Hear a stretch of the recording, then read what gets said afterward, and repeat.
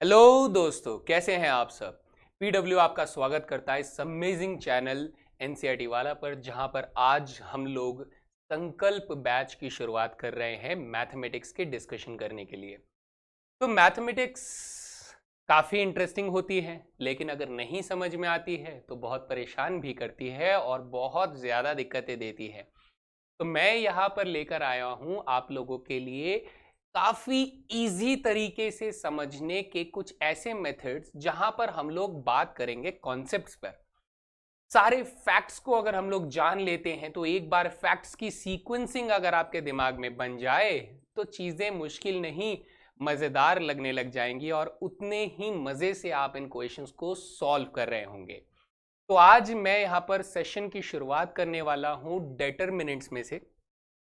अब आप कहेंगे कि सर पहला चैप्टर तो रिलेशन फंक्शंस का है, तो वहां से क्यों नहीं किए हैं।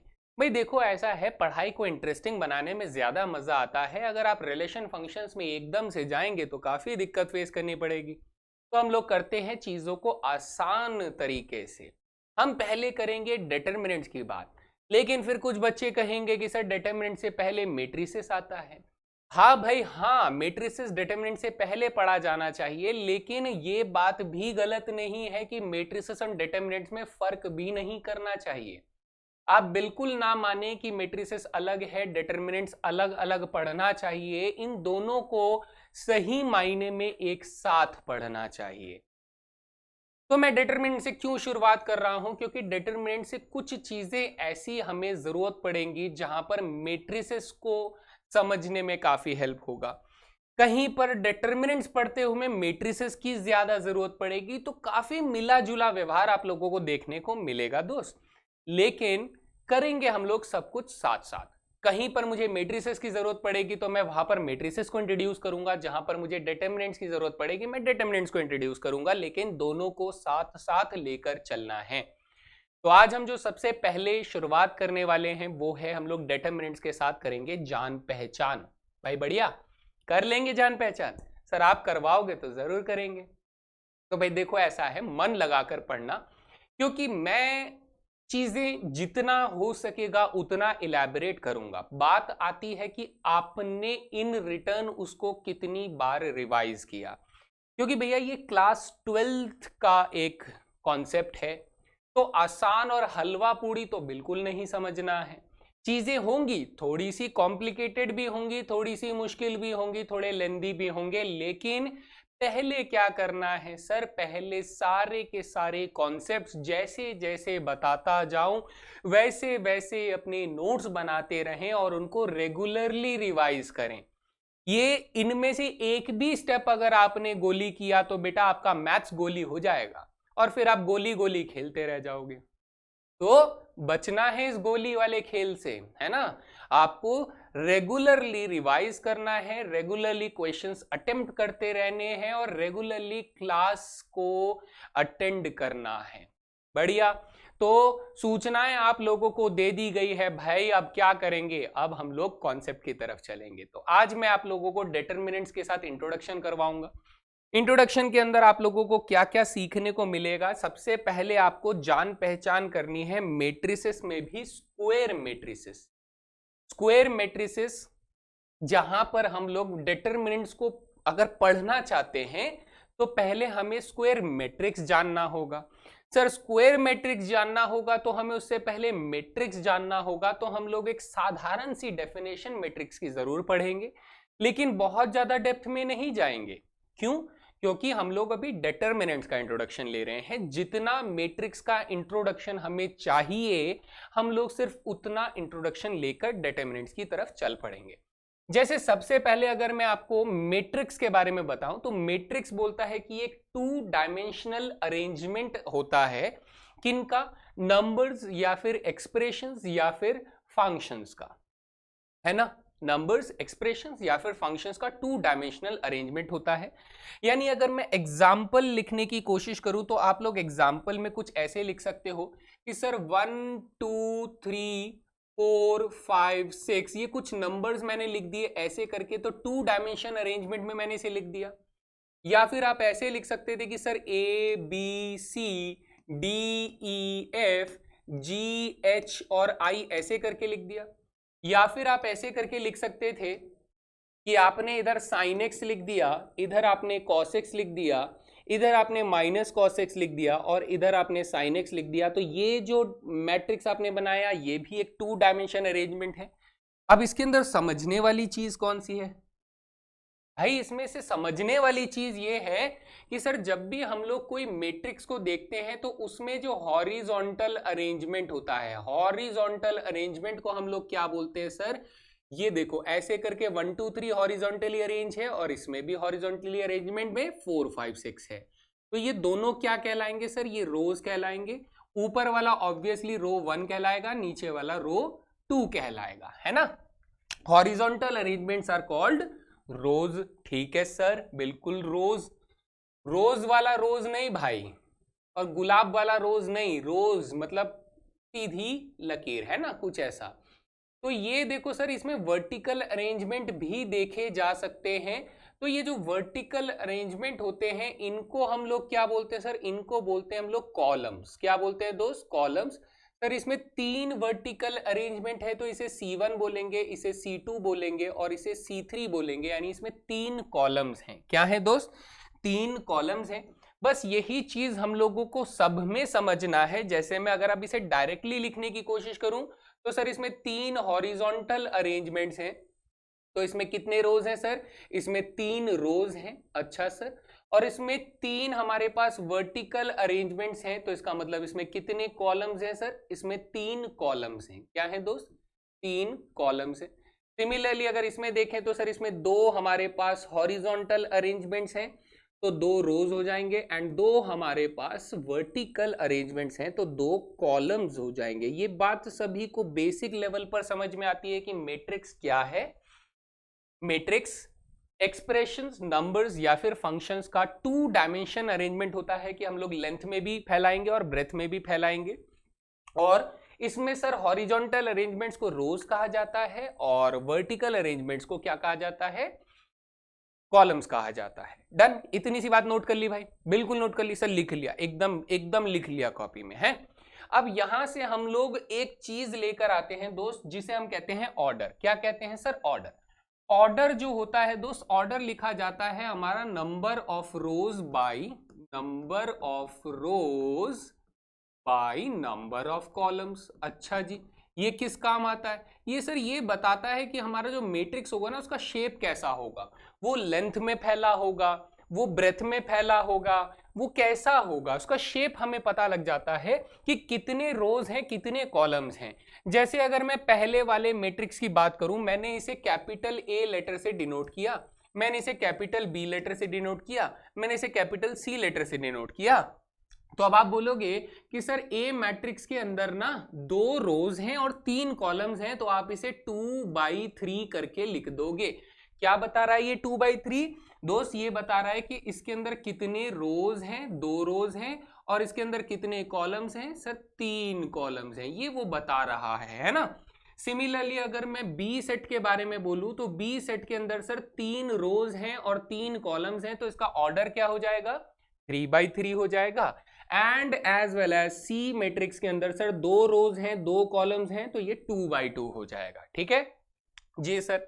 अब यहां पर हमें और क्या समझना है? हमें ये समझना है कि सर इसमें ना रोज और कॉलम्स की काउंटिंग डिफरेंट डिफरेंट है, यानी नंबर ऑफ रोज जो है वो नंबर ऑफ कॉलम्स के बराबर नहीं है। क्या है दोस्त? नंबर ऑफ कॉलम्स के बराबर नहीं है। तो इसका मतलब हम लोग इसे क्या बोलते हैं बेटा? इसे बोलते हैं रेक्टेंगुलर मैट्रिक्स। क्या बोलते हैं दोस्त? इसे बोलते हैं रेक्टेंगुलर मैट्रिक्स, क्योंकि यहाँ पे लेंथ और ब्रेथ जो है वो बराबर नहीं है। लेकिन अगर आप इन दोनों कंडीशंस को देखो तो इन दोनों कंडीशंस में आपको जो नंबर ऑफ रोज है वो नंबर ऑफ कॉलम्स के बराबर मिल रहा है ना सर? मिल रहा है ना? जो बताओ जल्दी से, मिल रहा है ना? नंबर ऑफ रोज जो है वो नंबर ऑफ कॉलम्स के बराबर है सर। इसमें 3 रोज हैं, इसमें 3 कॉलम्स हैं, इसमें 2 रोज हैं, है ना, 2 रोज हैं, और इसमें 2 कॉलम्स हैं। जी सर। तो नंबर ऑफ रोज और नंबर ऑफ कॉलम्स बराबर हैं, तो ऐसे मैट्रिक्स को हम लोग क्या बोलते हैं दोस्त? ऐसे मैट्रिक्स को हम लोग बोलेंगे स्क्वायर मैट्रिक्स। क्या बोलेंगे भाई? स्क्वायर मैट्रिक्स बोलेंगे, है ना। ये बात समझ में आती है। छोटी छोटी बातें हम लोग ये नोट डाउन करते हुए चलेंगे कि सर मैट्रिक्स क्या होता है। ये 2 डायमेंशन अरेंजमेंट होता है, इसमें हॉरिजॉन्टल लाइंस और वर्टिकल लाइंस का अरेंजमेंट अगर देखें तो वो रोज और कॉलम्स रेस्पेक्टिवली कहलाते हैं। ऑर्डर क्या होता है सर, वो ये बताता है कि किसी भी मैट्रिक्स का शेप कैसा होगा, लेंथ में होगा, ब्रेथ में होगा, उसमें रोज कितने होंगे, कॉलम्स कितने होंगे, और अगर रोज और कॉलम्स की काउंटिंग सेम नहीं है तो ऐसे मैट्रिक्स को रेक्टेंगुलर मैट्रिक्स बोलेंगे, और अगर रोज और कॉलम्स की काउंटिंग सेम है तो ऐसे मैट्रिक्स को हम लोग स्क्वायर मैट्रिक्स बोलेंगे। बात यहां तक बात समझ में आ गई जी सर। अब यहां पर हम लोग इसकी मदद से अगर आगे चलेंगे तो हमारा कंसर्न क्या होता है कि सर डेटरमिनेंट्स क्या होते हैं। डेटरमिनेंट्स, भाई डेटरमिनेंट्स क्या होते हैं, डेटरमिनेंट का खेल आपको समझना है। लेकिन डेटरमिनेंट से पहले मैं चाहता हूं कि आप लोग पहले एलिमेंट का नोटेशन सीख लो। एलिमेंट का नोटेशन आप लोगों के लिए बहुत जरूरी है, तो इसको मैं यहां पर हेडिंग डाल देता हूं कि हम लोग बात करने वाले हैं किसके बारे में, notation of elements. Notation of elements जी सर। अब सपोज कीजिए मैं कहता हूं कि हमारे पास एक मैट्रिक्स ए है जिसके अंदर ऑर्डर हम लोग 2/3 दे देते हैं, एक मैट्रिक्स बी है जिसका ऑर्डर हम लोग 2/3 ना देकर 3/2 दे देते हैं, एक मैट्रिक्स हमारे पास सी है जिसमें हम लोग 3/3 ऑर्डर दे देते हैं। तो अब सर इनको बनाने के लिए अगर हम लोग कोशिश करेंगे तो कैसे बनेगा। आप कहेंगे सर ये जो है वो 2/3 है, इसका मतलब इसमें 2 रोज और 3 कॉलम्स होंगे। ये 3/2 है तो इसमें 3 रोज और 2 कॉलम्स होंगे, और ये 3/3 है तो सर इसमें 3 रोज और 3 कॉलम्स होंगे। बात समझ में आती है जी सर, बिल्कुल। अब देखिए कि यहां पर जो एलिमेंट होगा वो बेटा पहला row, this will be the पहला row, this will be the second row, है ना। अच्छा ये कौन हो जाएगा, ये सर कॉलम 1 हो जाएगा, ये कॉलम 2 हो जाएगा, this will be the column number 2 and this will be the column number 3 हो जाएगा। तब आप कहेंगे सर रो 1 और रो कॉलम 1 में आने वाले एलिमेंट का नोटेशन हम लोग A11 लिखेंगे, रो 1 और कॉलम 2 में आने वाले एलिमेंट का नोटेशन हम लोग A12 लिखेंगे, और रो 1 और कॉलम 3 में आएगा तो A13 लिखेंगे। यानी अगर आप लोग इसे इन जनरल समझना चाहो तो आप ऐसे कह सकते हो कि सर अगर AIJ के फॉर्मेट में कोई एलिमेंट लिखा है, कैसे लिखा है सर, AIJ के फॉर्मेट में लिखा है, तो आप ये याद रख लो कि सर ए जो है ये हमें बता रहा होगा रो नंबर बता रहा होगा, और जे जो है ये हमें क्या बता रहा होगा दोस्त, कॉलम नंबर बता रहा होगा। क्या बता रहा होगा, कॉलम नंबर, है जी। जी सर ये चीज नोट डाउन कर लो कि सर किसी भी एलिमेंट का अगर इंडेक्स में कोई भी नंबर्स का फॉर्मेशन लिखा है तो वो रो नंबर और कॉलम नंबर बता रहा है। सिमिलरली यहां पर आगे चलेंगे तो सर रो 2 कॉलम 1 का एलिमेंट हो जाएगा रो 2 कॉलम 1, रो 2 कॉलम 2, और रो 2 कॉलम 3 यानी A23 हो जाएगा। सिमिलरली सर इसके अंदर हमारे पास 3 रोज आएंगे तो रो 1, रो 2 और रो 3 हमारे पास कॉलम्स हैं जी सर। और यहां पर अगर देखें तो ये हमारा कॉलम नंबर 1 हो जाएगा और ये हमारा कॉलम नंबर 2 हो जाएगा।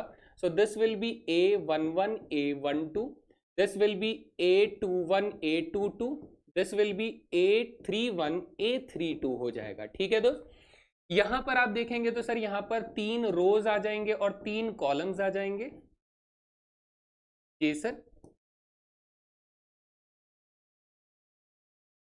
ठीक है, तो ये हो जाएगा A11 A12 A13 A21 A22 A23 जी सर, A31 A32 A33। तो मेरे ख्याल से ये काफी आसान काम हो गया है। अब किसी भी एलिमेंट की पोजीशन को बताना भी मेरे लिए आसान होगा। यानी कि अगर मैं एक एग्जांपल के थ्रू इस बात से आपसे पूछूं कि मुझे बताइए A23 कौन से पोजीशन में पाया जाएगा, तो आप बोलेंगे कि सर ये रो 2 में पाया जाएगा और कॉलम नंबर 3 में पाया जाएगा। तो यानी रो 2 और कॉलम 3 कहां होगा सर, रो 2 हमारे पास ये वाला होगा, ठीक है, कॉलम 3 सर ये वाला होगा।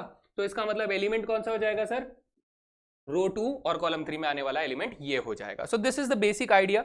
मेरे ख्याल से ये एलिमेंट का नोटेशन आप लोगों के लिए काफी जरूरी है, तो इसको हम लोग समझ जाते हैं। बढ़िया बेसिक बातें नोट करते हुए चल रहे हैं। अब आपको समझना है कि सर डिटरमिनेंट क्या होता है। चलो डिटरमिनेंट की बात करते हैं। भाई determinant is a unique value associated to a square matrix. ये बात ध्यान रखिएगा बेटा, स्क्वायर मैट्रिक्स यानी सिर्फ स्क्वायर मैट्रिक्स का होता है, रेक्टेंगुलर का नहीं होता है? नहीं, सिर्फ और सिर्फ और सिर्फ स्क्वायर मैट्रिक्स का होता है, रेक्टेंगुलर मैट्रिक्स का डिटरमिनेंट डिफाइंड नहीं होता है। इसीलिए हम लोग स्क्वायर मैट्रिक्स से शुरुआत करते हैं कि सर किसी स्क्वायर मैट्रिक्स का एक यूनिक वैल्यू एसोसिएटेड होता है, उसकी एक वैल्यू होती है, ठीक है, उस वैल्यू को हम लोग डिटरमिनेंट कहते हैं। अब वो ढूंढा कैसे जाता है वो मैं आपको बताऊंगा, लेकिन सपोज कीजिए कोई मैट्रिक्स ए है तो उसका डिटरमिनेंट हम लोग कैसे लिखते हैं? ऐसे मॉड के अंदर ए लिखते हैं या फिर ऐसे डेट करके ए लिखते हैं, ठीक है दोस्त। चलिए अब मैं आपको समझाता हूं कि इसमें आपको करना क्या है। हालांकि एग्जांपल लिखे हुए हैं, ये चीज आप लोग देख सकते हैं, लेकिन हम लोग थोड़ा सा इसको यूज करके देखेंगे कि सर चलता कैसे है। तो स्क्वायर मैट्रिक्स में मैं 3 एग्जांपल ले रहा हूं, मैं चौथा एग्जांपल भी आप लोगों को बताऊंगा, लेकिन वो थोड़ा सा लेंथी हो जाएगा। चलिए पहला एग्जांपल हम लोग ले रहे हैं कि सर ए मैट्रिक्स जो है उसके अंदर हमारे पास लिखा हुआ है, सपोज कीजिए 2 लिखा हुआ है और ये 1/1 मैट्रिक्स है। क्या है? 1/1 मैट्रिक्स है। तो इसका मतलब सर अगर मैं डिटरमिनेंट ऑफ ए निकालना चाहता हूं तो मेरा आंसर कितना आएगा? मेरा आंसर आ जाएगा 2। कितना आ जाएगा दोस्त? 2 आ जाएगा। यानी सर ये तो बड़ा सीधा सा काम है, बड़ा आसान सा काम है, जो नंबर होगा वही मेरा डिटरमिनेंट होगा। हाँ जी, अगर यहां पर -1 लिखा होता तो -1 होता, 3 लिखा होता तो 3 होता, कोई भी नंबर होता तो सर वही नंबर होता। तो सर 1/1 बहुत आसान है, 1/1 का मैट्रिक्स का डिटरमिनेंट निकालना एकदम हलवा काम है। तो आते हैं 2/2 डिटरमिनेंट के अंदर। 2/2 डिटरमिनेंट के अंदर अगर हम लोग चलेंगे तो थोड़ा सा आप लोगों को ध्यान देना है दोस्त। थोड़ा सा ध्यान कैसे देंगे कि अगर सर हम लोगों ने बी मैट्रिक्स लिया जिसके अंदर हम लोग लिख लिया 2 1 3 4, है ना, कितना लिख दिया? 2 1 3 4 ऐसे लिख दिया। ये कैसा मैट्रिक्स है सर? ये 2/2 मैट्रिक्स है। तो हम लोग ये कहेंगे सर डिटरमिनेंट बी कितना हो जाएगा? डिटरमिनेंट बी आप लोग निकालेंगे ऐसे करके। कैसे? यूं करके लिखेंगे 2 1 3 4 ऐसे लिखेंगे। अब आपको करना क्या है दोस्त? अब आपको ये करना है, ध्यान से देखेंगे, ये इधर 2 है, इधर 1 है, इधर 3 है, इधर 4 है। एक प्रोसेस है, उस प्रोसेस को बार बार आप लोगों को रिपीट करना है। फिर से बताऊंगा, प्रोसेस रिपीट करना है। कैसे? आपको इसको इससे मल्टीप्लाई करना है, आपको इससे इससे मल्टीप्लाई करना है, यानी क्रॉस मल्टीप्लिकेशन करना है।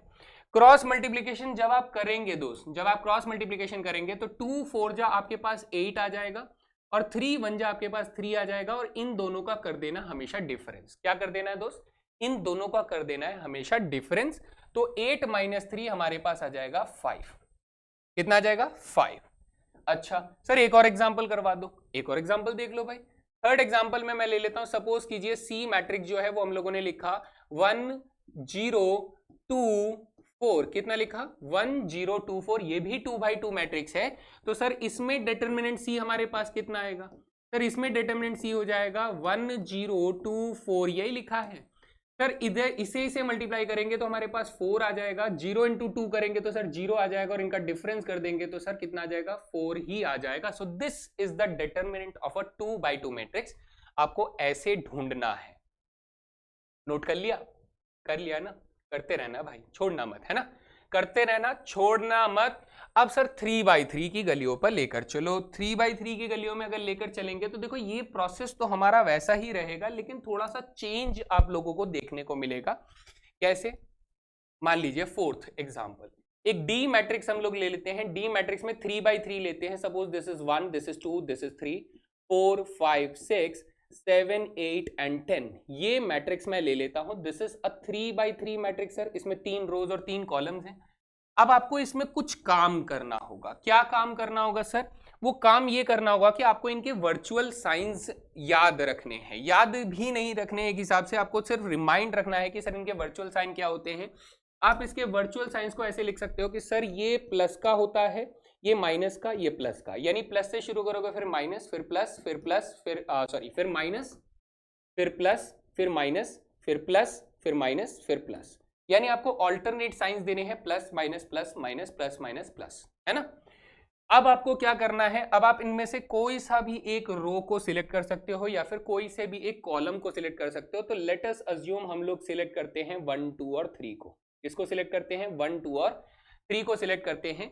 सो आप प्रोसेस को ध्यान से लिखते जाइएगा कि सर हमारा 1 जो है वो प्लस का है नेचर के हिसाब से, 2 जो है वो माइनस का है नेचर के हिसाब से, 3 जो है वो प्लस का है नेचर के हिसाब से। ठीक है जी, 1 प्लस का है, 2 माइनस का है, 3 प्लस का है। आप लोगों को दिखाई दे रहा है? बिल्कुल सर।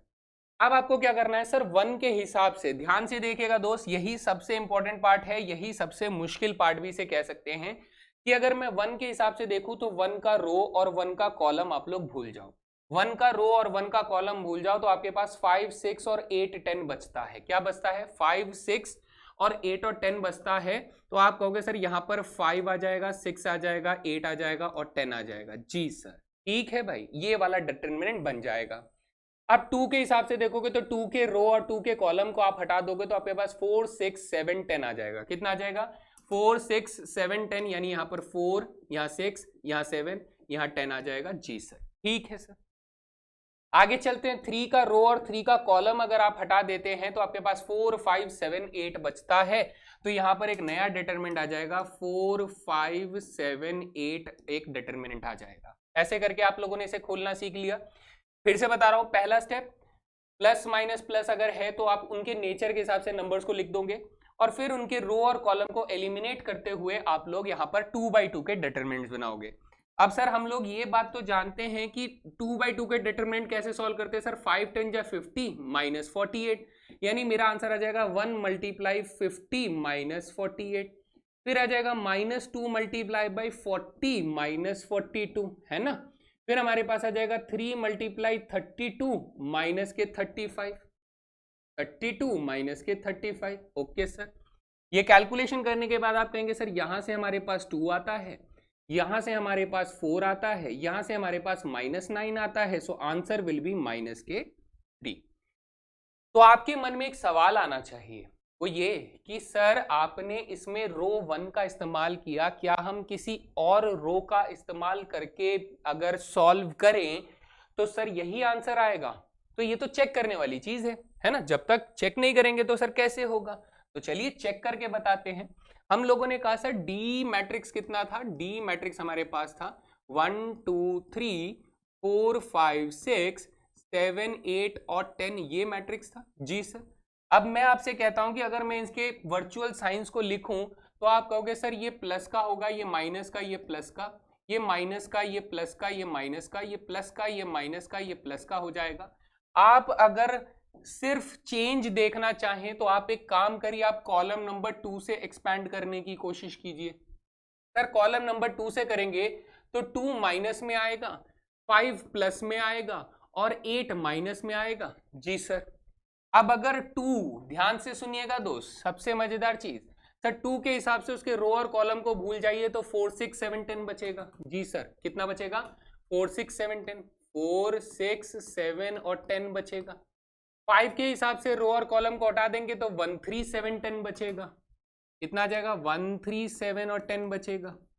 8 के हिसाब से देखेंगे तो ये दोनों हट जाएंगे तो 6 1 3 4 6 बचेगा, 1 3 4 6 आ जाएगा। जी सर। अब आंसर निकालते हैं, हमें 2/2 डिटरमिनेंट निकालना आता है सर जी। कितना है यहाँ पर?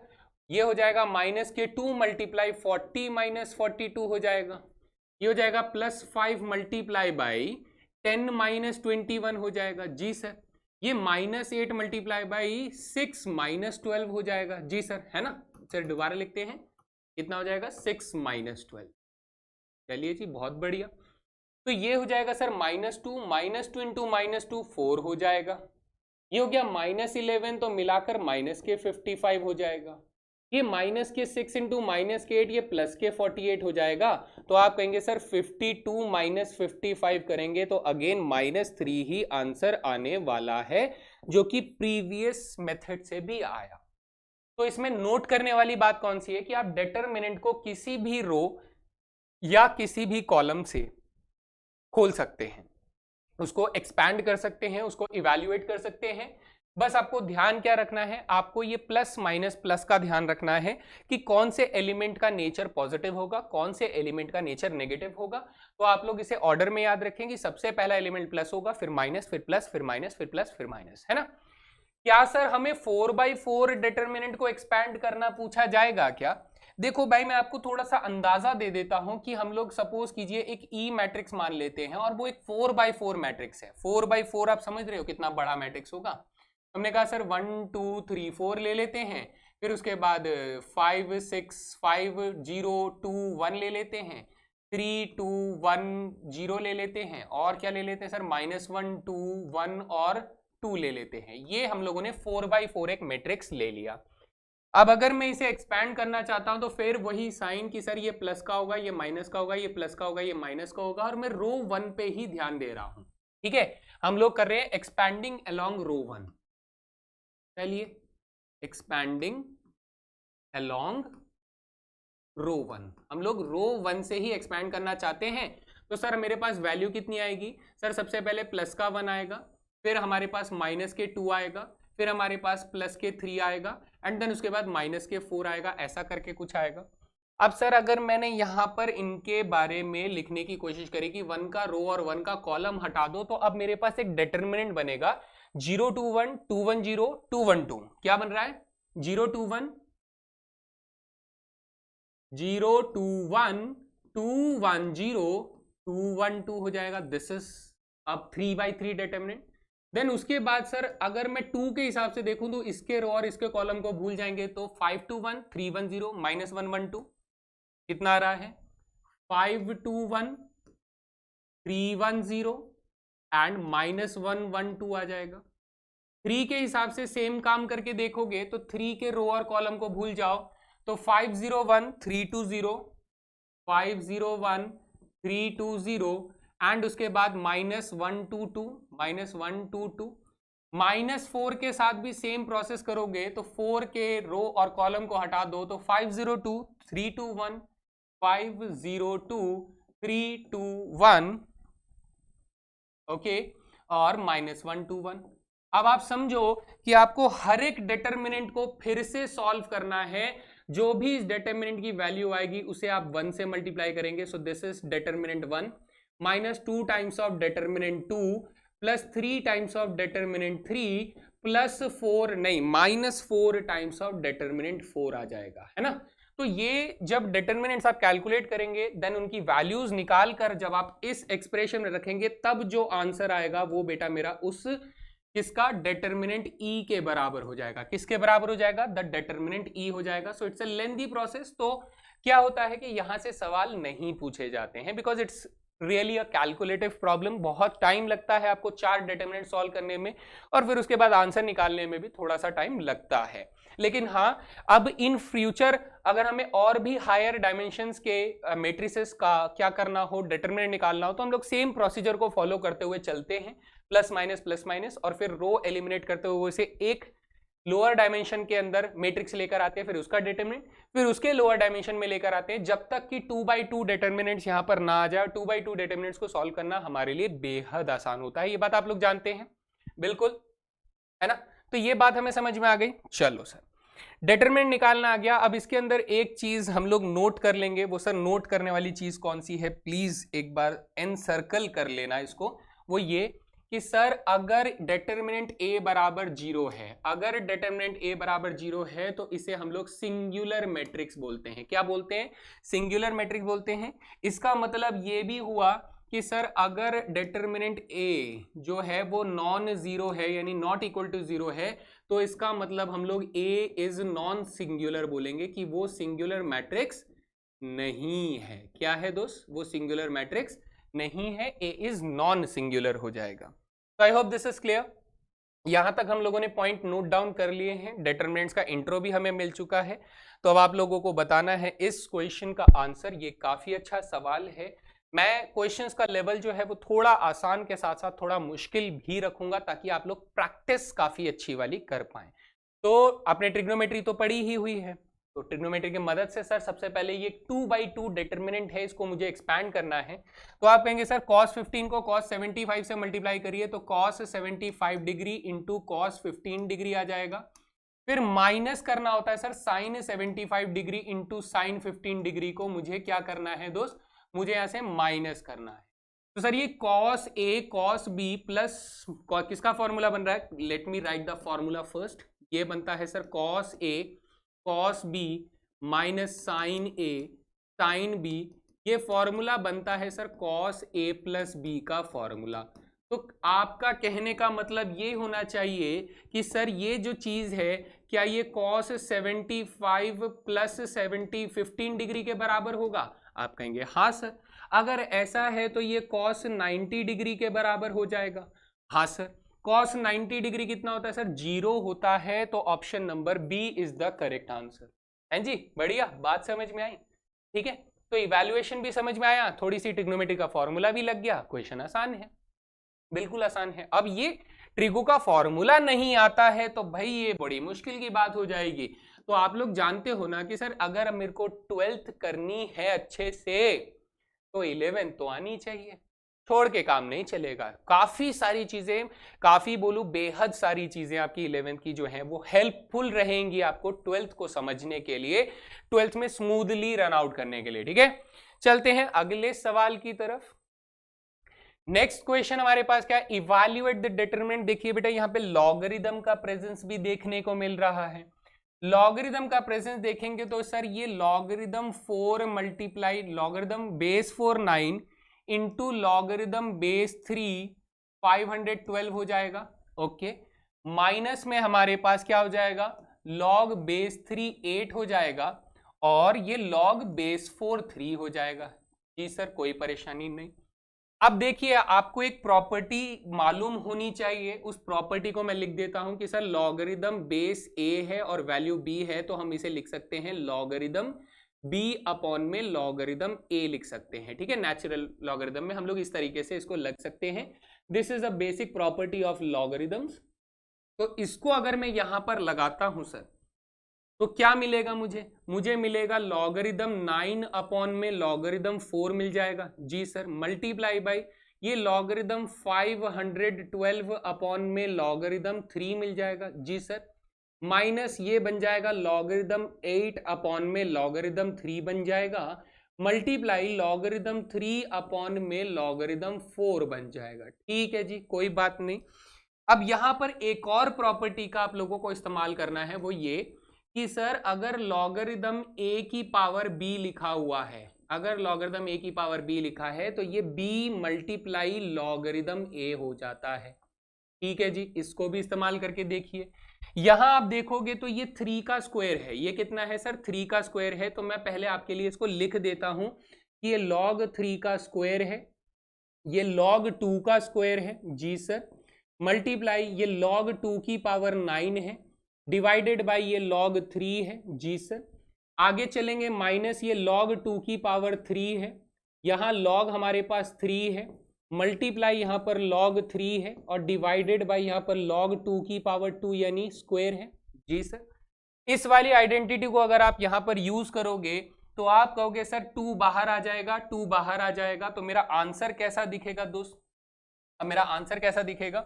हम लोग इसे पीछे अगर लिखना चाहे या फिर यहीं पे कोशिश करते हैं यहां लिखने की, तो सर 2 बाहर आ जाएगा, 2 बाहर आ जाएगा तो ये 2 अपॉन में 2 हो जाएगा। ठीक है, log 3 अपॉन में log 2 आ जाएगा, so this is log 3 upon में log 2 आ जाएगा। ओके जी, मल्टीप्लाई यहां से हमारा 9 बाहर आ जाएगा तो ये 9 टाइम्स ऑफ log 2 अपॉन में log 3 हो जाएगा। जी सर, माइनस इसमें से 3 बाहर आ जाएगा तो ये थ्राइस ऑफ log 2 अपॉन में log 3 हो जाएगा और मल्टीप्लाई बाय log 3 अपॉन में कितना है सर? 2 बाहर आ जाएगा तो ट्वाइस ऑफ log 2 हो जाएगा। अब कैंसिलेशंस पर फोकस कीजिए।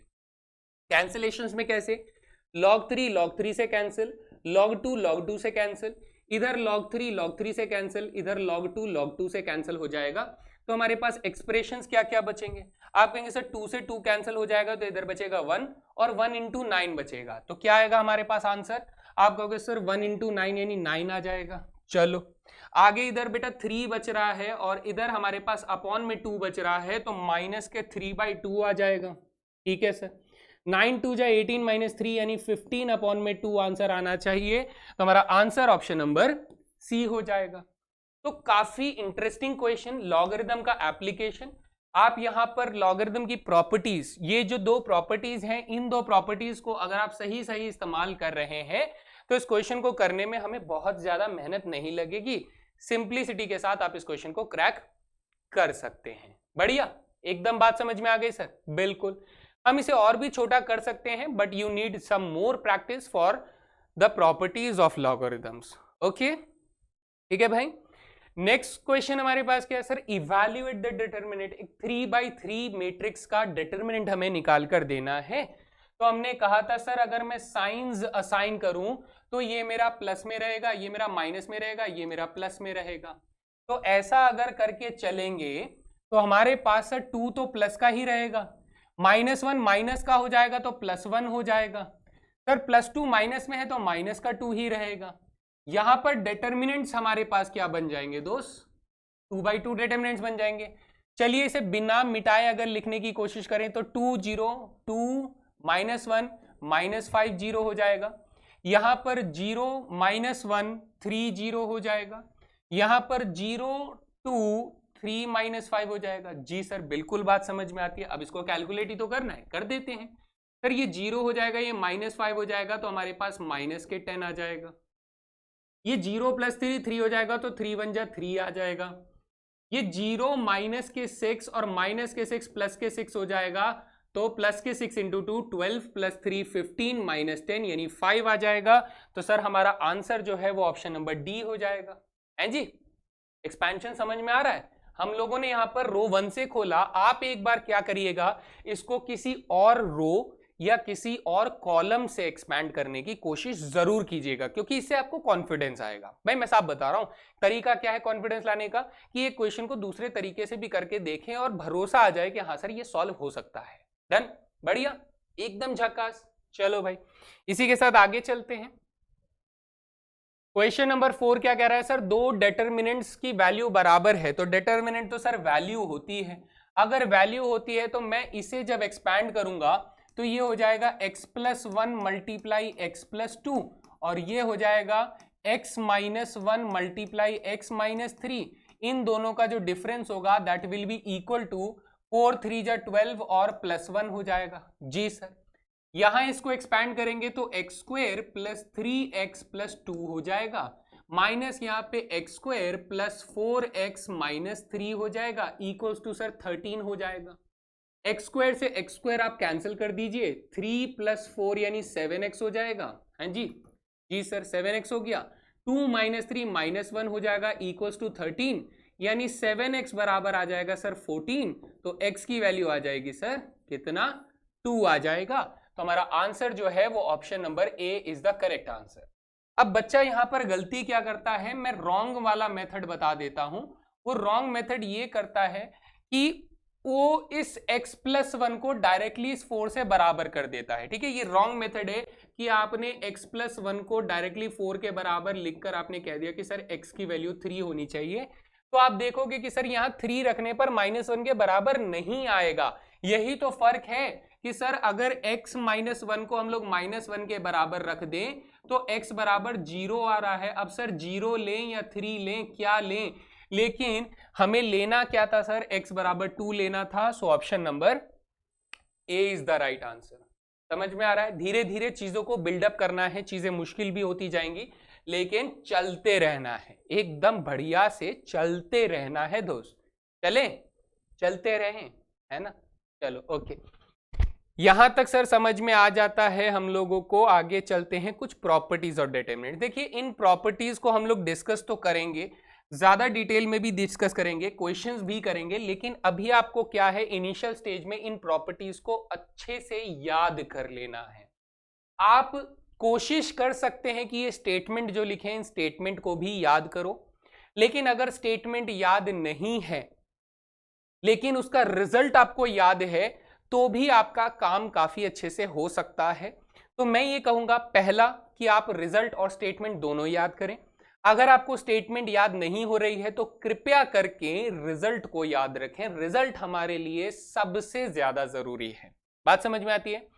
तो यहां पर हमसे कह क्या रहा है, ये कह रहा है कि सर इफ ईच एलिमेंट, शब्दों को बहुत ध्यान से सुनना, ईच एलिमेंट इन अ रो या फिर कॉलम, किसी रो या किसी कॉलम के हर एक एलिमेंट जो हो वो अगर 0 हो तो क्या होगा, then the value of determinant is 0। जैसा कि आप यहां देख रहे हैं कि सर हमारे पास रो 1 के जो एलिमेंट हैं वो 0 है, 0 है, 0 है, तो आपका डिटरमिनेंट कितना आ जाएगा सर, 0 आ जाएगा। यहां आप देखोगे कि सर कॉलम नंबर 2 के जो एलिमेंट है वो 0 है, 0 है, 0 है, तो हमारा डिटरमिनेंट कितना आ जाएगा, 0 आ जाएगा। This is the result. आप इसे एक्सपेंशन करना चाहते हैं तो भी करके देख लीजिए।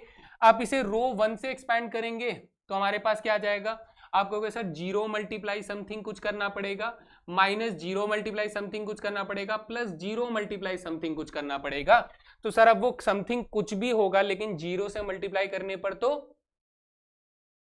क्या आएगा, अंडा आएगा सर, अंडा, अंडा आएगा, है ना, अंडा ही आएगा। तो ये बात बहुत बेसिक सी है, this is considered as a property कि अगर किसी डिटर्मिनेंट के किसी भी रो या किसी भी कॉलम के सभी एलिमेंट्स 0 हैं तो मुझे उस डिटर्मिनेंट को कैलकुलेट करने की जरूरत नहीं है, हम लोग बहुत आराम से उसका डिटर्मिनेंट 0 बोल देंगे। पहली property note down sir, note it down. ठीक, चलते हैं अगली प्रॉपर्टी की तरफ। नेक्स्ट प्रॉपर्टी हमसे क्या कहता है, इफ एनी टू रोज, कोई भी दो रोज या फिर कॉलम्स डिटरमिनेंट आर आइडेंटिकल, यानी जुड़वा भाई हैं। कौन है भाई, जुड़वा भाई, दो सलमान खान नहीं, दो शाहरुख खान।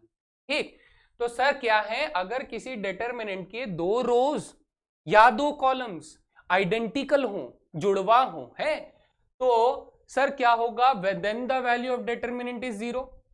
जैसे कि आप लोग यहां पर देख पाएंगे कि सर ये देखो ABC ये और ये, इसमें क्या हो रहा है सर, इसमें रो 1 जो है और मेरा रो 2 जो है वो बिल्कुल एक जैसे हैं, बिल्कुल एक जैसे हैं।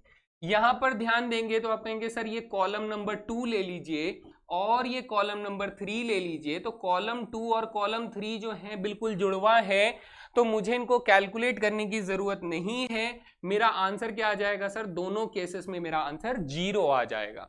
आप इसे सॉल्व अगर करना चाहें तो आप इसे कैसे सॉल्व कर सकते हैं, अगर आप चेक करना चाहें तो आप एक काम करिए, आप क्या करिए बच्चे, XYZ की मदद से इस डिटरमिनेंट को खोलिए। तो आप कहेंगे सर x प्लस का हो जाएगा, y माइनस का हो जाएगा और z प्लस का हो जाएगा। z किसका हो जाएगा सर, प्लस का z हो जाएगा।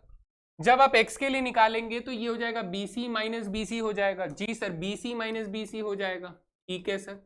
जब आप y के लिए निकालेंगे तो AC माइनस AC हो जाएगा। जी सर, यहां पर क्या आ गया, AC माइनस AC आ गया।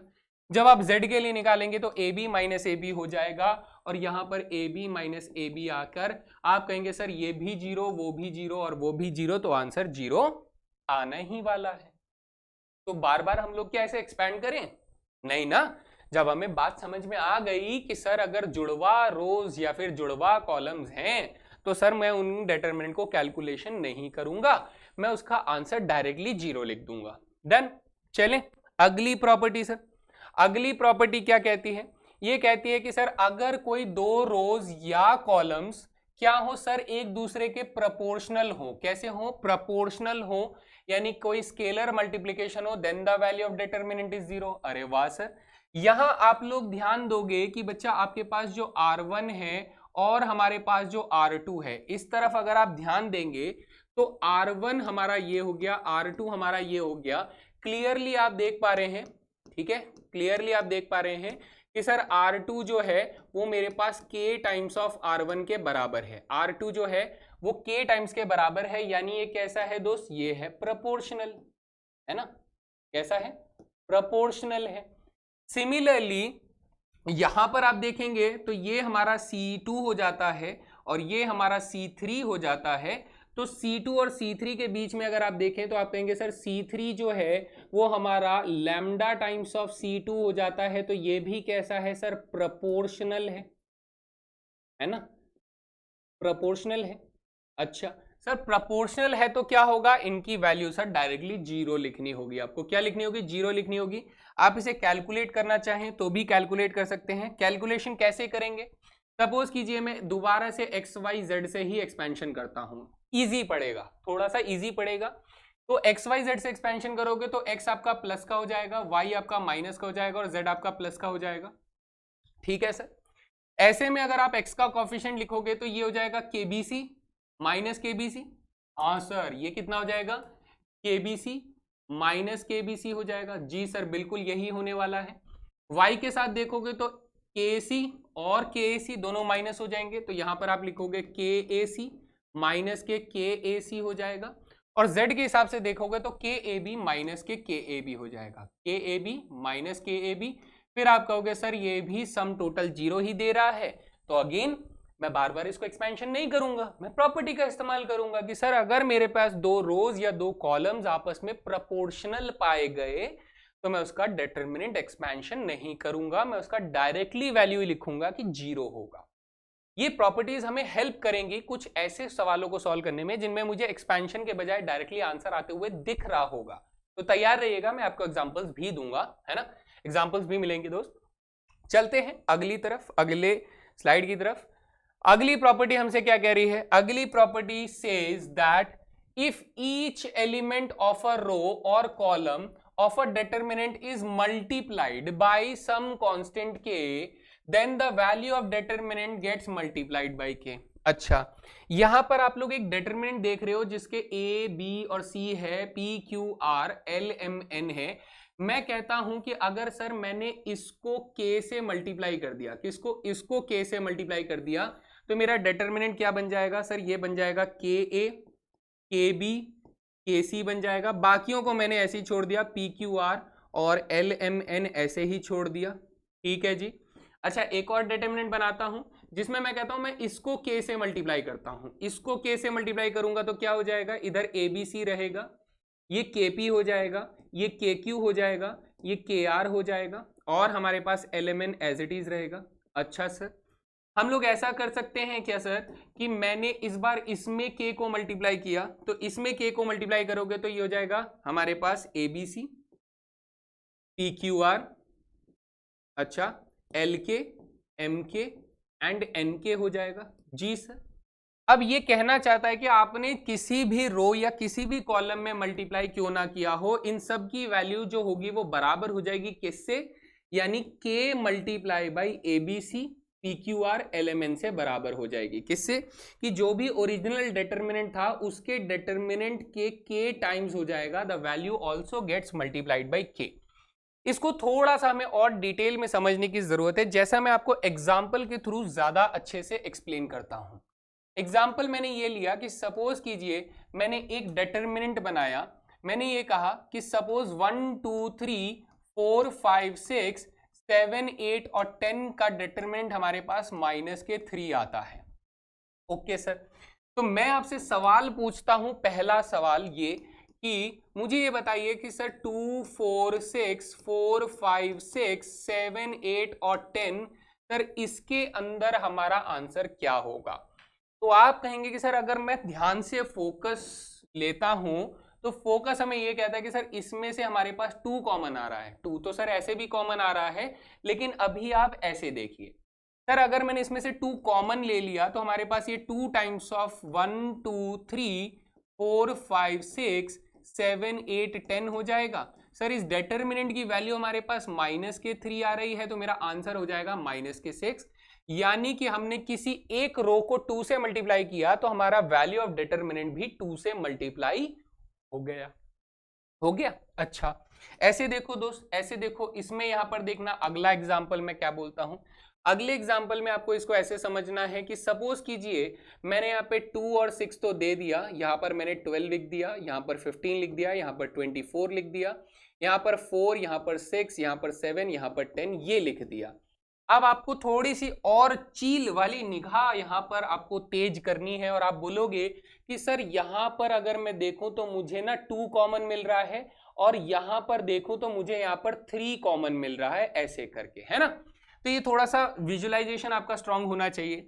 तो इसके बाद अगर हम लोग इसे लिखना चाहें तो हम कहेंगे सर इधर से अगर मैं 2 कॉमन ले लूं, रो 1 में से 2 कॉमन ले लूं, कॉलम नंबर 2 में से 3 कॉमन ले लूं, तो मेरा डिटरमिनेंट क्या बन जाएगा? ये बन जाएगा 1 2 3 4 5 6 7 8 10 बन जाएगा। तो इसका आंसर हो जाएगा हमारे पास 2 इंटू में 3, इंटू में इसका डिटरमिनेंट था -3, तो आंसर हो जाएगा हमारे पास -18 के बराबर हो जाएगा, है ना भाई। बेसिक्स एकदम समझ में आया जल्दी से, है ना। बेसिक समझ में आया कि सर यहाँ पर हम लोग जो भी रो को, जो भी कॉलम को किसी कांस्टेंट से अगर मल्टीप्लाई कर रहे हैं तो उसको हम लोग कॉमन ले सकते हैं। हर रो, हर कॉलम से अलग अलग कांस्टेंट कॉमन होता है, ठीक है। तो ये चीज हमारे लिए काम की रहेगी, जब भी इसकी जरूरत पड़ेगी वो हम लोग नोट डाउन कर लेंगे। आगे चलते हैं, अगली प्रॉपर्टी हमारे पास आती है सर, प्रॉपर्टीज में क्या आ रहा है, if the corresponding rows and columns of a determinant are interchange. क्या कह रहा है दोस्त, ये कह रहा है करस्पॉन्डिंग रोज एंड कॉलम्स को इंटरचेंज कर दिया जाए तो value of determinant remains unchanged. इस वाली प्रॉपर्टी को अगर आप साधारण तौर पे लिखना चाहें तो आप लिखेंगे कि sir determinant of A transpose बराबर डिटरमिनेंट ऑफ ए। अब ये ट्रांसपोज क्या है, ये हम पढ़ेंगे मैट्रिसेस में, लेकिन इसको नोट डाउन कर लीजिए दोस्त, ये आपके काम का जरूर होगा, जब हम पढ़ेंगे तब मैं आपको रिकॉल भी करवाऊंगा इसको, कि determinant of A transpose is equals to determinant of ए।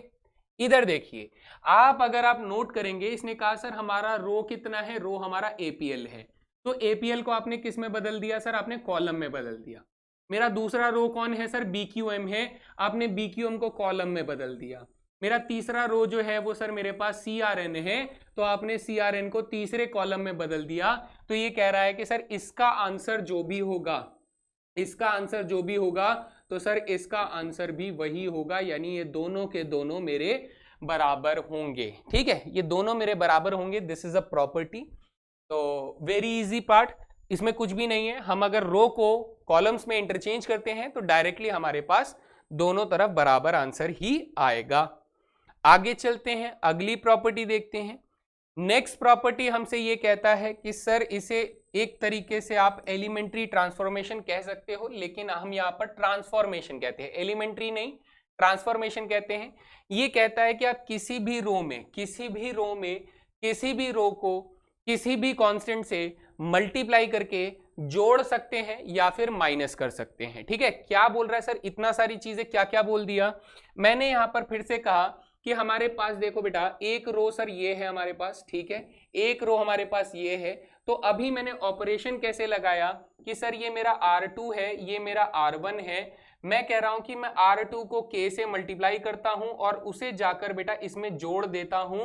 तो ये क्या बन जाएगा, ऑपरेशन बन जाएगा कि सर R1 को हम लोगों ने ट्रांसफॉर्म कर दिया, कैसे कि सर R1 में हम लोगों ने R2 का क्या जोड़ दिया सर, कोई कांस्टेंट टाइम्स जोड़ दिया, तो हम लोगों ने इसे कांस्टेंट टाइम्स मल्टीप्लाई किया, तो ये क्या बन गया, ये बन गया डीके, ईके और एफके बन गया। तो जब आप इसमें जाके जोड़ दोगे तो ये क्या बन जाएगा सर, ए प्लस के डी बन जाएगा, ये बी प्लस के ई बन जाएगा और ये सी प्लस के एफ बन जाएगा, है ना। तो ये कहता है सर अब जो मेरे पास नया डिटरमिनेंट बनेगा, the value of determinant remains unchanged. Sir कुछ एग्जाम्पल मिल जाए तो ये और बेटर समझ में आ जाए, तो एग्जाम्पल के साथ समझिए दोस्त, एग्जाम्पल भी बताऊंगा। इधर देखिए दोस्त, हमने एक एग्जाम्पल अभी लिया था जिसमें 1 2 3 4 5 6 7 8 और 10, इसका डिटरमिनेंट कितना था सर, -3 था। मैं एक ऑपरेशन आप लोगों को लगाकर बताता हूं जिसके अंदर मैं बोलता हूं कि सर ऑपरेशन है R1 बराबर R1 माइनस R2 कर दीजिए। R1 माइनस R2 कर देंगे तो हमारा डिटरमिनेंट कितना हो जाएगा, आप कहें सर R1 में ऑपरेशन कर रहा है तो ये 4 5 6 रहेगा, ये 7 8 10 रहेगा। हमने R1 में ऑपरेशन किया तो R2 को R1 में से माइनस कर दीजिए, यानी 1 माइनस 4 हो जाएगा -3, 2 माइनस 5 हो जाएगा -3 और 3 माइनस 6 हो जाएगा -3। जी सर, इसकी वैल्यू कैलकुलेट करें क्या, जी करो सर, बिल्कुल करो। यहां पर अगर आप -3, आप वही प्लस माइनस प्लस अगर आप लगाओगे तो ये प्लस, ये माइनस, ये प्लस, यानी पहला -3 होगा, अगला वाला +3 हो जाएगा, नेक्स्ट वाला -3 ही रहेगा। जी सर, यहां पर करेंगे तो 50 माइनस 48, 50 माइनस 48 सर कितना हो जाएगा, लिख देते हैं 50 माइनस 48, वैसे ये 2 हो जाएगा। नेक्स्ट हमारे पास 40 माइनस 42 आ जाएगा, ठीक है सर, ओके। और लास्ट हमारे पास 32 माइनस 35 हो जाएगा। चलिए आगे देखते हैं सर, इसका आंसर कितना आना चाहिए, इसका आंसर सेम रहना चाहिए, -3 ही रहना चाहिए, बदलना नहीं चाहिए। तो ये हो जाएगा हमारे पास 2 इंटू -3 -6, ये हो जाएगा -2 यानी -6 हो जाएगा, है ना, this is also -6, this is 3 जा हमारे पास क्या हो जाएगा, +9 हो जाएगा। तो आप कहेंगे सर देखो -3 ही आंसर आ रहा है। सर हम इसको और बुरा कर सकते हैं क्या, बिल्कुल बुरा कर सकते हैं। इस बार ऑपरेशन आप लोग कैसे लगाओ, इस बार ऑपरेशन लगाओ कि सर C1 को मैंने क्या कर दिया, मैंने C1 + C2 + C3 कर दिया, मैंने तीनों को जोड़ दिया सर, C1 को मैंने ऑपरेट कर दिया, यानी C1 में आप C2 को भी जोड़ दोगे, C3 को भी जोड़ दोगे, तो ऐसे में हमारा डिटर्मिनेंट क्या बन जाएगा सर, ये 2 5 8 एज इट इज रहेगा, इधर 3 6 और 10 आ जाएगा। तो हमारे पास C1 को C1 plus C2 plus C3 करना है, तो 1 प्लस 2 प्लस 3 6 हो जाएगा, 4 प्लस 5 प्लस 6 हमारे पास 15 हो जाएगा, और 7 प्लस 8 प्लस 10 25 हो जाएगा। कितना हो जाएगा 25। सर इसका आंसर भी -3 आएगा। यस बिल्कुल -3 आएगा। ये आप लोगों का होमवर्क है, मुझे कमेंट सेक्शन में लिखकर बताएंगे कि क्या इसका आंसर -3 आया या नहीं आया। इनको हम लोग कहते हैं बेटा ट्रांसफॉर्मेशंस, ठीक है, ऑपरेशन, ट्रांसफॉर्मेशन करने का ऑपरेशन। हम लोग यहां पर डिटरमिनेंट को चेंज करते हैं, these are called transformation operation. ठीक है भाई, बात समझ में आती है? बिल्कुल। चलो ये वाली प्रॉपर्टी हम लोग याद रखेंगे कि सर डिटरमिनेंट की वैल्यू चेंज नहीं होती है अगर हम लोग ट्रांसफॉर्म करते हैं। क्या करते हैं? ट्रांसफॉर्म करते हैं। अगली और आखिरी प्रॉपर्टीज ऑफ डिटरमिनेंट्स के अंदर ये देखिएगा, ये काफी बच्चों को परेशान करता है।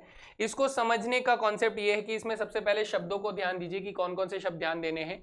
ये कह रहा है if each element of a row और column is expressed as the sum of 2 or more terms, दो या दो से ज्यादा टर्म्स के रूप में वो एक्सप्रेस किया गया हो, then the determinant, जो determinant है, can also be expressed as the sum of 2 or more determinants. Okay, शायद आपको नहीं समझ में आया हो। यहां आप अगर ध्यान से देखें तो आपको पता लगेगा कि सर ये ए, देखो जो हमारा कॉलम नंबर 1 है ना सर, कॉलम नंबर 1 जो है ये सर दो तरीके के मैट्रिक्स से बन रहा है, दो टर्म्स के सम से बन रहा है, दो टर्म्स के सम से। एक तो सर ये एबीसी वाला बन रहा है और एक ये एक्स वाई जेड वाला बन रहा है। अब आपको क्या करना है? आपको ये करना है कि आपको एक डिटरमिनेंट में एबीसी लिखना है, आपको दूसरे डिटरमिनेंट में एक्स वाई जेड लिखना है, और रेस्ट जो एलिमेंट्स थे वो एज इट इज दोनों में कॉपी कर देने हैं। ये प्रॉपर्टी इस तरीके से काम करती है। फॉर एग्जाम्पल मैं आपको एक एग्जाम्पल के थ्रू इस बात को समझाने की कोशिश करता हूं। आपको ऐसे एग्जाम्पल्स बहुत मिलेंगे। सपोज कीजिए यहां पर आपको लिख देता है एक्स स्क्वायर प्लस एक्स लिख देता है, यहां पर x y square plus y लिख देता है, और यहाँ पे जेड स्क्वायर प्लस जेड लिख देता है, यहाँ पर एक्स वाई जेड दे देता है, और यहाँ पे एक्स स्क्वायर वाई स्क्वायर और जेड स्क्वायर दे देता है। ऐसे करके आपको ये टर्म दे देता है। तो इसे आपको एक्सपैंड करने में थोड़ा समय लग सकता है, लेकिन अभी इन्होंने मुझे ये कहा कि सर हमारे पास जो कॉलम नंबर 1 है ना, कॉलम नंबर 1 वो दो टर्म्स के सम में लिखा गया है सर, दो टर्म्स के सम में लिखा गया है। तो मैं क्या कर सकता हूं, मैं इसे ऐसे लिख सकता हूं कि एक डिटरमिनेंट बन जाएगा बेटा पहले टर्म्स का, यानी x square Y square Z square, ठीक है सर, और एक डिटरमिनेंट हमारा बन जाएगा दूसरे टर्म्स का, यानी एक्स वाई जेड का। तो इधर हमारे पास एक्स वाई जेड है, इधर हमारे पास X square Y square Z square है, इधर हमारे पास एक्स वाई जेड है, और इधर हमारे पास X square Y square Z square है। तो अब आप मुझे बताइए कि इसका आंसर कितना होगा। तो आप लोग कमेंट सेक्शन में लिखकर बताएंगे कि इसका आंसर क्या होना चाहिए। हैं जी, क्या होना चाहिए इसका आंसर, आप लोग मुझे कमेंट सेक्शन में बताएंगे। अगर अभी तक आप लोगों को प्रॉपर्टी समझ में आ रही हैं तो आप लोग इसे देखकर सेकंड्स के अंदर आंसर बता सकते हैं कि what should be the answer of this determinant, इसकी वैल्यू क्या होनी चाहिए। प्रॉपर्टीज का इस्तेमाल करिए और आंसर करिए। बढ़िया, एकदम झकास जी सर, एकदम बढ़िया। तो ये सारी प्रॉपर्टीज समझने के बाद अब हम तैयार हैं कि हम लोग कुछ क्वेश्चंस यहां पर लगा लें। तो ये रहा सबसे पहला सवाल, evaluate using properties of determinant. Sir ध्यान से देखेंगे दोस्त, यहां पर आप फोकस करें तो ये वाला जो आप लोगों को रो दिख रहा है इसमें से मैं 2 कॉमन ले लूं सर। मैं जैसे ही 2 कॉमन ले लूंगा तो आप मुझे कहेंगे सर ये 135 है, ये भी सर 135 हो जाता है, ये 31 11 और 38 हो जाता है। सर ये तो आइडेंटिकल रोज बन गए, और आइडेंटिकल रोज है तो 2 × 0 यानी कि आंसर कितना आ गया, 0 आ गया। तो आंसर कौन सा हो गया sir, option number C is the correct answer. बताया था कि सर 2 रोज या 2 कॉलम्स आइडेंटिकल हैं तो इसका मतलब उस डिटरमिनेंट की वैल्यू मुझे कैलकुलेट नहीं करनी है, आंसर 0 आएगा, है ना। हो गया सर, ये सवाल खत्म। चले अगले सवाल पे। अगला सवाल देखिए, next question, using properties of determinant evaluate. अच्छा, इवैल्यूएट करने के लिए बोल रहे हैं तो थोड़ा ध्यान से देखते हैं इसके अंदर हमारे पास क्या है। आप अगर यहां पर ट्रांसफॉर्मेशन करने की कोशिश करें, ट्रांसफॉर्मेशन कैसे, मैं यहां पर आपके जो ट्रांसफॉर्मेशन है वो मैं लिख देता हूं कि मैंने R1 को बेटा ऑपरेट कर दिया R1 प्लस R2। क्या कर दिया? R1 plus R2। ये ऑब्जर्वेशन होती है दोस्त, एकदम से नहीं आएगा, जब आप प्रैक्टिस करेंगे तब आपको धीरे धीरे आएगा। तो R1 को एक्सचेंज करेंगे R1 प्लस R2 से, तो 2 प्लस 13 15 हो जाएगा, 7 प्लस 3 20 हो जाएगा, 17 प्लस 3 5 प्लस 7 12 हो जाएगा। तो यहाँ पर 13 रहेगा, 17 रहेगा, 5 रहेगा, यहाँ पर 15 रहेगा, 20 रहेगा और 12 रहेगा।